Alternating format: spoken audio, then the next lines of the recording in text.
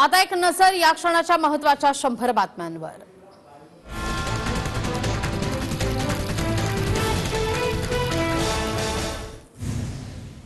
मुंबईत कोरोना रुग्ण इमारतीत जास्त वाढत असल्याने इमारती संदर्भात नवी नियमावली जाहीर केली आहे।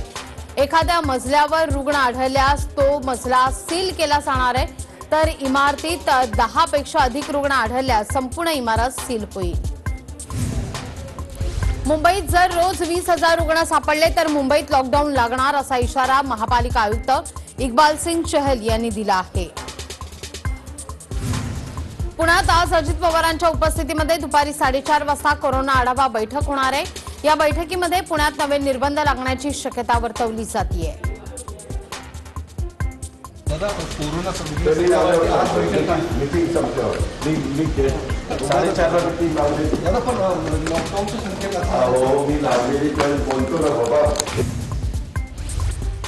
उच्च आणि तंत्र शिक्षण मंत्री उदय सामंत यांनी दुपारी 12 वाजता महत्त्वपूर्ण बैठक बोलावली आहे।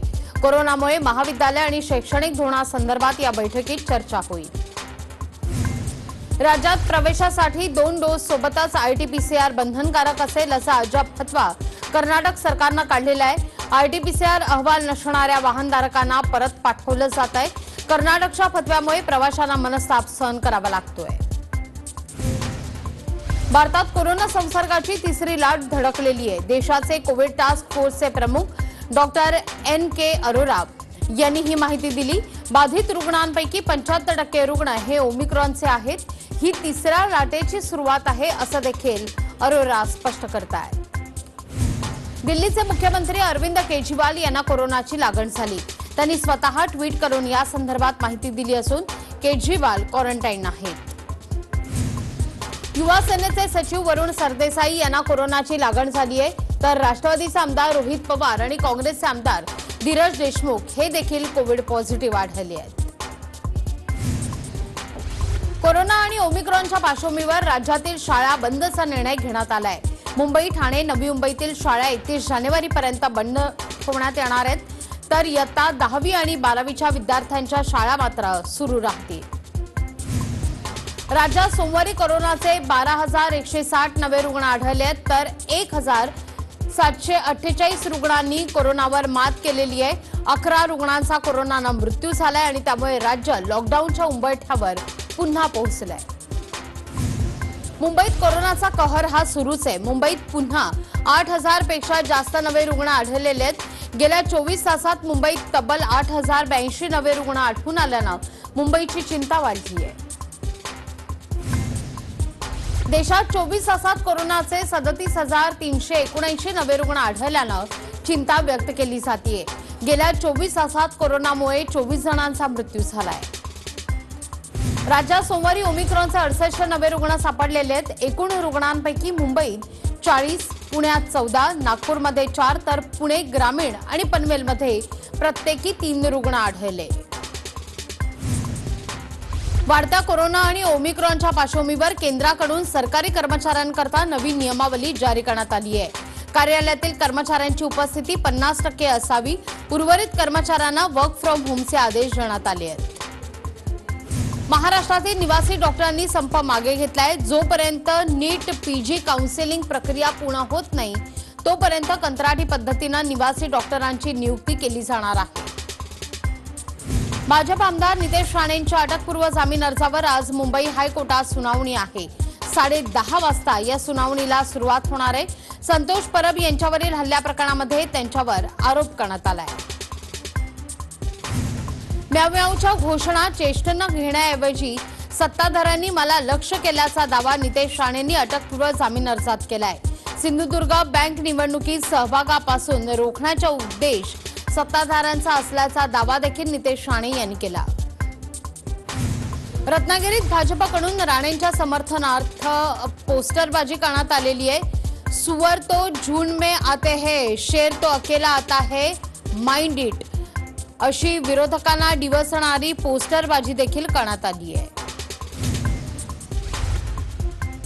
संतोष परब हल्ला प्रकरणामध्ये भाजपचे आमदार नितेश राणेंनी जामीन अर्जासाठी हायकोर्टाकडे धाव घेतली आहे। मात्र त्यांना त्यांचे वडील केंद्रीय मंत्री नारायण राणे यांनीच घरी लपवून ठेवलाय असा आरोप शिवसेनेचे आमदार वैभव नाईक यांनी केलाय।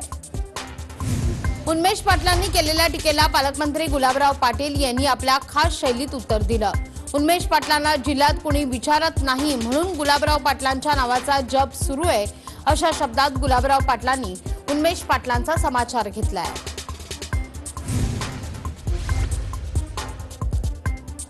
विरोधी पक्षनेते प्रवीण दरेकरांना मजूर म्हणून सहकार विभागानं अपात्र ठरवलेले मुंबई जिल्हा बँकेच्या पंचवार्षिक निवडणुकीचा निकाल अधिकृतपणे जाहीर होत असतानाच दरेकरांना अपात्र घोषित करण्यात आलं। पुणे जिल्हा मध्यवर्ती सहकारी बँक निवडणुकीकरता आज मतमोजणी होणार आहे। संचालक मंडळाच्या 21 पैकी 6 जागांसाठी मतमोजणी पार पडेल। या निवडणुकीमध्ये उपमुख्यमंत्री अजित पवार यांची प्रतिष्ठा पणाला लागली आहे। सामनातून केंद्रावर हल्लाबोल झालाय। गलवान व्हॅलीमध्ये चीनाने त्यांचा झेंडा फडकवला असून घरात बाता आणि सीमेवर लाथा अशी आमची अवस्था चीनच्या बाबतीत दिसते असं म्हणत केंद्रावर टीका करण्यात आली आहे। गोव्यातही महाराष्ट्राप्रमाणेच महाविकास आघाडी करण्याच्या हालचाली सुरू असल्याची चर्चा आहे। त्याच पार्श्वभूमीवर शिवसेना आणि काँग्रेसच्या नेत्यांची गोव्यात महत्त्वपूर्ण बैठक पार पडली आहे। 500 स्क्वेअर फुटांच्या घरांना करमुक्त करण्याचा महाविकास आघाडी सरकारनं निर्णय घेतलाय। दरम्यान राज्यातील इतर शहरांना देखील अशी सवलत देणार असल्याचे शुभ संकेत उद्योग मंत्री सुभाष देसाई यांनी दिले। अशोक चव्हाणांकडे असलेल्या पीडब्ल्यूडी कार्यालयाचं बांधकाम निकृष्ट झाल्याची तक्रार करण्यात आली आहे। नागपूरच्या राज्यकर विभागानं अशोक चव्हाणांकडे ही तक्रार केली। कार्यालयासाठी 5 कोटी 48 लाख खर्च होऊन देखील 30% काम अपूर्ण आहे। राज्यातील पहिली बैलगाडा शर्यत आज सांगलीच्या नांगोळेमध्ये पार पडणार आहे। कोरोनाचे आणि न्यायालयाचे निर्बंध पाळत ही बैलगाडा शर्यत पार पडेल। शेतकरी नेते संदीप गिड्डे यांनी ही बैलगाडा शर्यत आयोजित केली आहे। माझा ओबीसींवर विश्वास नाही, आरक्षणाच्या लढ्यात ओबीसी मैदानात लढण्यासाठी नव्हते, मागासवर्गीय जातीतील लोकांनी आरक्षणाचा लढा लढला असं वक्तव्य मंत्री जितेंद्र आव्हाड यांनी केलंय। आव्हाड यांच्या वक्तव्यावर भाजप नेते चंद्रशेखर बावनकुळे यांनी प्रत्युत्तर दिलं। जितेंद्र आव्हाडांनी असं वक्तव्य केल्यानं त्यांचा आणि राष्ट्रवादीचा खरा चेहरा समोर आलाय। त्यांनी ओबीसी समाजाची माफी मागावी अशी मागणी बावनकुळे करतायत। एनसीबीचे अधिकारी समीर वानखडे यांची डीआरआय मध्ये बदली झाली। एनसीबी कार्यालयातील झोनल डायरेक्टर पदाचा कार्यकाळ संपल्यानंतर वानखडेंची डीआरआय मध्ये बदली करण्यात आली आहे। समीर वानखडे यांची बदली झाली म्हणून हा विषय इथेच थांबणार नाही। त्यांच्या विरुद्धच्या तक्रारींचा पाठपुरावा मी करतच राहीन असं विधान मंत्री नवाब मलिक यांनी केलं।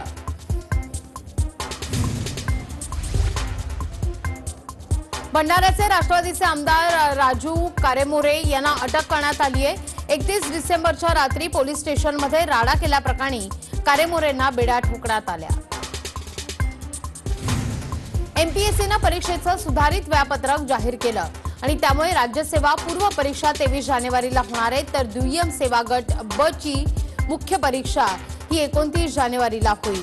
त्यासोबतच पीएसआय पदाची मुख्य परीक्षा पेपर 2 ची परीक्षा 30 जानेवारीला होणार आहे। कोरोना रुग्णांच्या संख्येत दिवसागणिक वाढ होत असल्यानं शाळांबाबत प्रशासनानं पुनर्विचार करावा अशी मागणी राष्ट्रीय शिक्षक पालक संघटनेनं केली आहे।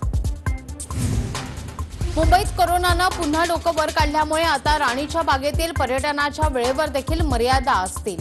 दुपारी 4 वाजता राणीची बाग बंद करण्याचा निर्णय देखील घेण्यात आलाय। आधी 4 वाजता राणीची बाग बंद होत होती, आता मात्र ती 3 वाजता बंद होईल।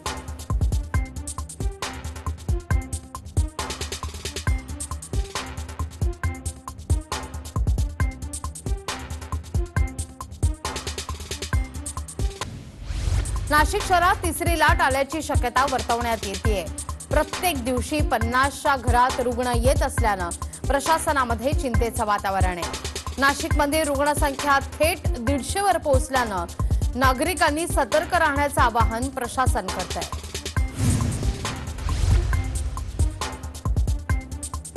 कोरोनाच्या पार्श्वभूमीवर नाशिकमधील मंगल कार्यालय आणि बाजारपेठांवर पालिका करडी नजर ठेवणार आहे। 50 पेक्षा अधिक गर्दी जमल्यास थेट कार्यालय सील केलं जाणार आहे।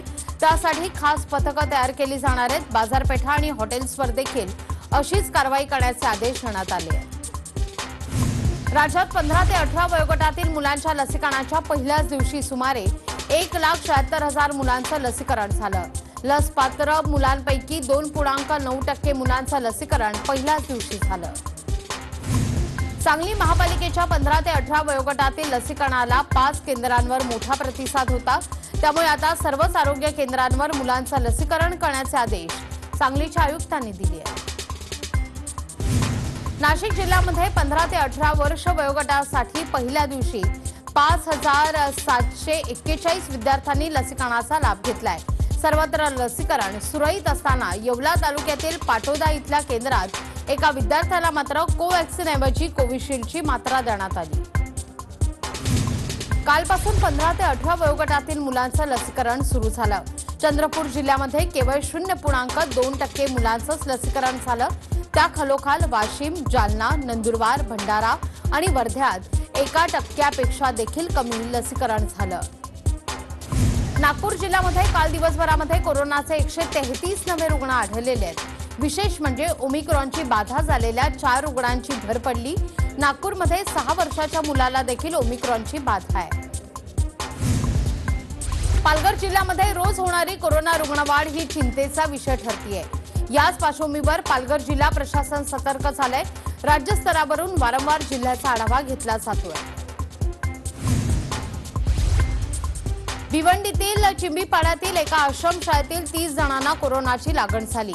यात 28 विद्यार्थी आणि 2 कर्मचाऱ्यांचा समावेश आहे। 470 विद्यार्थी वसतिगृहात राहत असून सर्वांची चाचणी केली गेली आहे। गोव्यातील वाढत्या कोरोनाच्या पार्श्वभूमीवर शाळांचे प्रत्यक्ष वर्ग 26 जानेवारीपर्यंत बंद ठेवण्याचा निर्णय हा घेण्यात आलेला आहे। तसंच रात्रीची संचारबंदी देखील लागू केली जाणार आहे।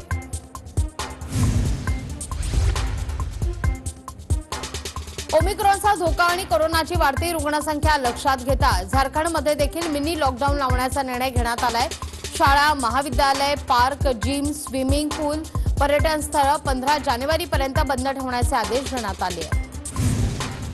कॉर्डेलिया क्रूजवरील 66 जणांना कोरोनाची लागण झाली।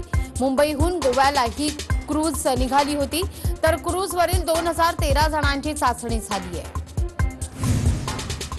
पुण्यातील वसंतदादा शुगर इन्स्टिट्यूटची 45वी सर्वसाधारण सभा आहे आणि या सभेला शरद पवार, अजित पवार, दिलीप वळसे पाटील तसंच राजेश टोपे देखील उपस्थित आहेत। एसटी कर्मचाऱ्यांचा अद्यापही संप सुरूच आहे। काल एसटी महामंडळानं 110 निलंबित कर्मचाऱ्यांना बडतर्फ केलं असून आता बडतर्फ कर्मचाऱ्यांची संख्या 925 वर पोहोचली आहे। याशिवाय आतापर्यंत महामंडळानं 11,024 कर्मचाऱ्यांना निलंबित केलं।